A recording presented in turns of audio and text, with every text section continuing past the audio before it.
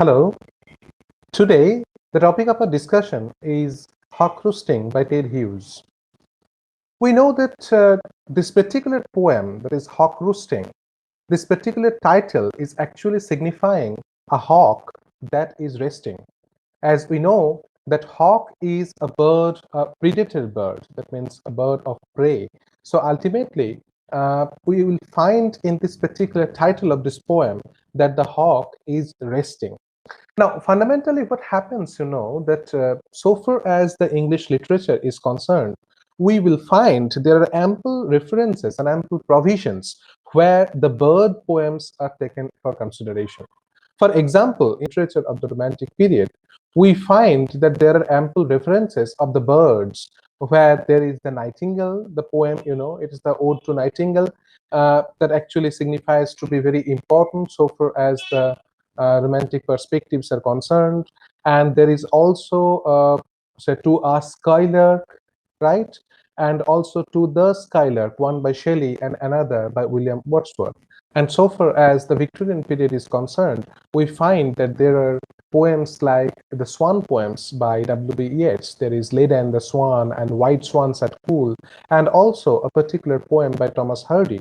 The name of this poem is Darkling Thrush. So fundamentally, what I'm trying to suggest, that so far as the English literature is concerned, so far as the poetry of the English literature is concerned, we find that somehow from the Romantic period and to the modern period, there are ample references of different kinds of bird poems to be written. Now, the question is certainly that why the bird poems are so much important in the English literature. Ultimately, you will find that so far as the poem Ode to Nightingale by John Keats, the nightingale is no longer to be considered as a bird. Rather, the nightingale becomes a medium for his thoughts, you see. That means medium for his own ideology, the medium for his own conceptions, his own beliefs, and so. Similarly, you will find the same into a Skylark by Shelley. Here also, the particular uh, bird is very significantly becomes Shelley's Skylark, and similar is in the case of William Wordsworth's Skylark. Whenever you will think of the Swan by W.B. Yeats, the swan signifies something different from any other bird that being written by any other writer. That means Yeats's swans or say Thomas Hardy's uh, Dirkling Thrush, that means the thrush poem, and at the same time, Keats's Nightingale and William Wordsworth's Skylark or Shelley's Skylark, ultimately all these are different. Why and how these are different?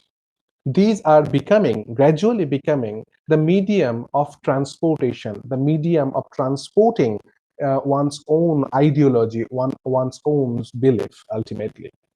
Here I may suggest, or here I may mention uh, the theory by Immanuel Kant.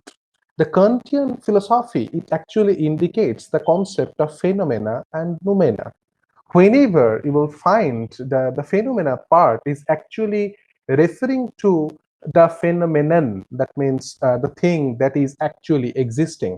And whenever you will think of the noumena part, it actually indicates towards the conception.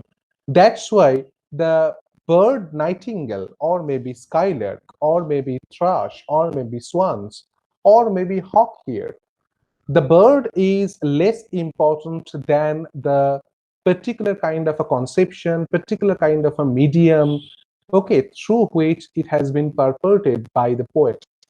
Okay, so fundamentally what I'm trying to suggest here, that the noumena part that actually indicates that it is not simply a nightingale, rather it has to be considered as Keats's nightingale.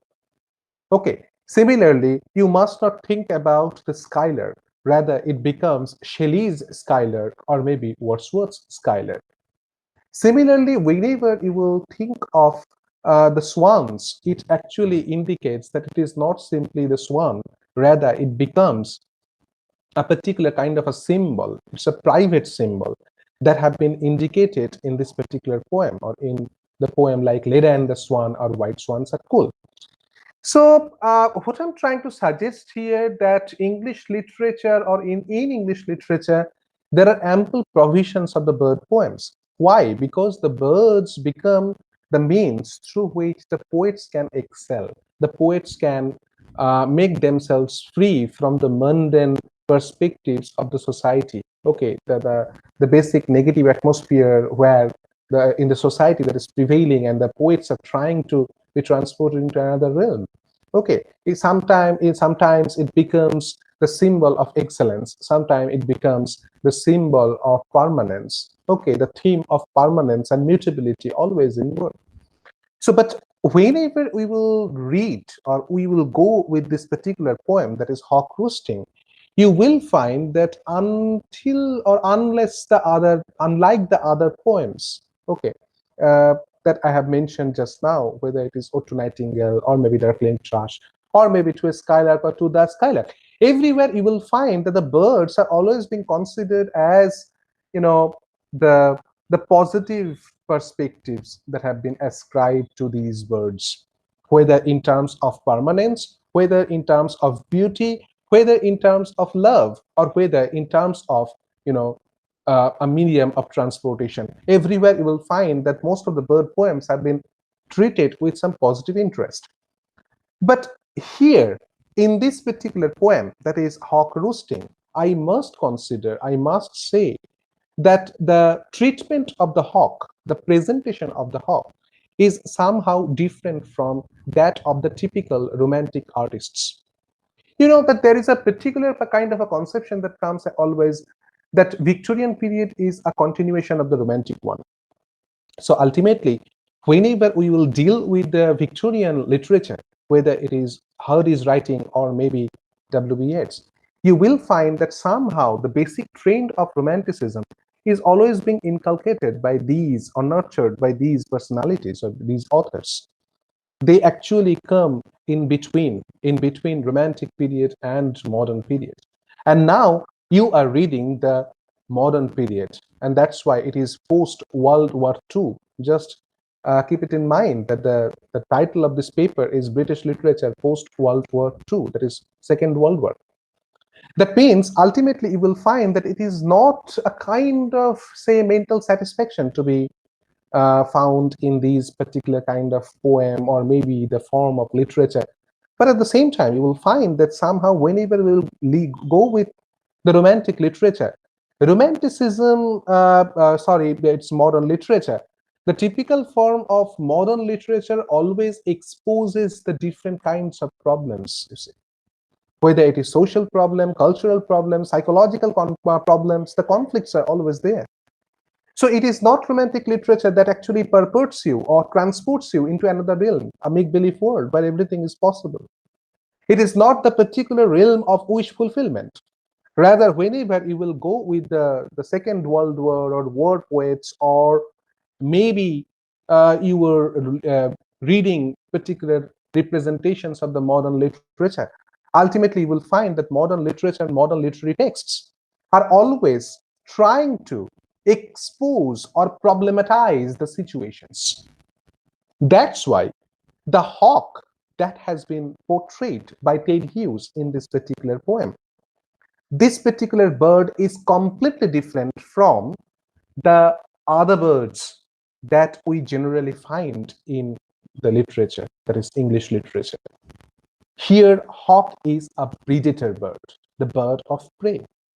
So ultimately, you will find that some negative aspects are always in work in this particular poem.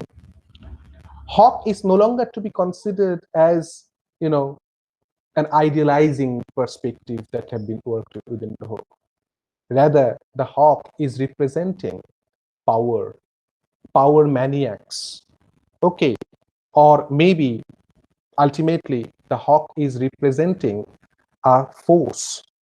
Okay, the typical Foucauldian power is always being exerted by the hawk.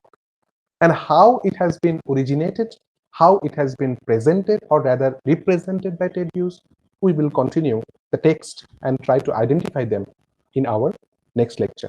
Thank you.